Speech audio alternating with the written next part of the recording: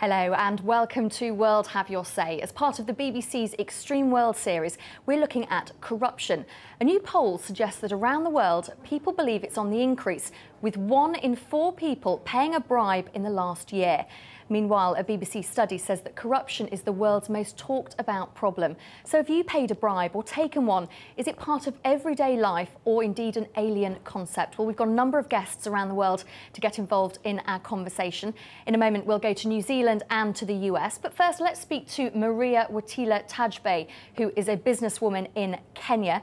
Thank you very much for joining us, Maria. Give us an insight into life in Kenya. Is it an average day-to-day event that you pay a bribe?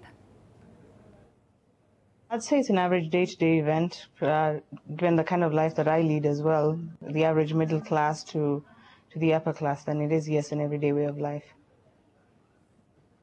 Well, as I say, in a moment, we will be speaking to guests in the United States and also in New Zealand. But wherever you are in the world, if you want to get in touch with us, you're more than welcome to join the conversation. Here's how to get in touch.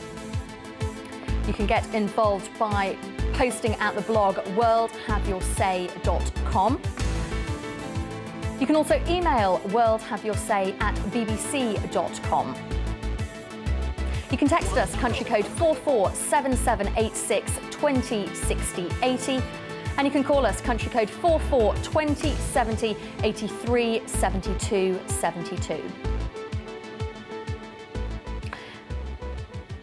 You can also get involved in the conversation in any way throughout the programme. You can get involved at Facebook, you can get involved via Twitter as well. If you go to Facebook, all you have to do is search for BBC World Have Your Say. If you go to Twitter, it is BBC_WHYS, WHYS. Well, let's go to Australia first of all. Well, New Zealand, in fact. An Australian blogger can join us there, Andrew Sheldon. I have to say, Andrew, it's very kind of you to stay up so late. I believe it's about 4:30 in the morning, so that's very good of you. Give us an idea of what it is like in New Zealand, because we understand that is actually the least corrupt country in the world, according to this poll. I think you see very little evidence of corruption, although I'm sure it's there at a household sort of level. I think in New Zealand, it's a small country. It's not particularly industrialised. It's very much farming based. It's small community to a large extent. So you don't see it, but I'm sure it's there. And I think being a smaller Western country, I think it has less, but it's there. And I think if you look at public morale, then morality, you can be sure it's there in the sense that crime rates here are fairly high and issues like that. Well, also joining us on the line is Alexei Navalny. He is a Russian journalist and a whistleblower who joins us from the US. Alexei, thank you for coming on the show. And many people, when they listen to this, will think Russia, invariably, that is very much steeped in corruption. Is that your experience? Hello. Yes, unfortunately, Russia is definitely not in New Zealand in terms of corruption.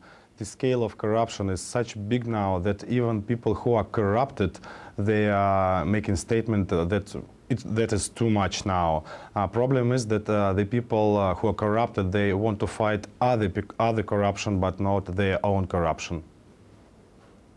Well, let's bring in someone else into our conversation. And by all means, Maria and Andrew and Alexei, if you want to get involved in this conversation, feel free to jump straight in. But I want to go to Chicago. Jim Lasky is on the line. Some of you may have read in the international press that Jim actually received a 2-year jail term for taking bribes when he was actually a city clerk. Jim, you're now a radio presenter talking to us from Chicago. Tell us what you did. I took a bribe from a former friend. I helped him get a contract with the city of Chicago, and over a couple-year period of time, I received about $48,000 in bribes from him. And but this is the culture. I mean, this is the culture of politics in Chicago. I mean, when I got out of law school and I joined the political arena, I served as an elected official for almost 17 years, and in politics in Chicago for 28 years. It's the culture. It's the culture of Chicago politics. I mean, this goes back not years but decades with gangsters like Al Capone buying politicians and things like that. So this is something that's not new in Chicago, and it's in fact very prevalent. Well, stay with us, Jim. Wherever you are in the world, you're welcome to join the conversation. You can call us now, country code 442070 83 72 72. Is corruption getting worse wherever you are in the world? Have you paid a bribe? I would be very interested to hear from anybody who does that on a day-to-day basis or indeed has just done it once. Maria, in Kenya, how worrying do you find it that people do believe that the only way to get by is to pay a bribe? It's worrying indeed, because then it means that anyone who's trying to go the straight path is always meeting an obstacle, because then the only other way to get something done then is to pay a bribe to get it done faster, to get better service. So it is worrying that the straight path would probably not work for the average person.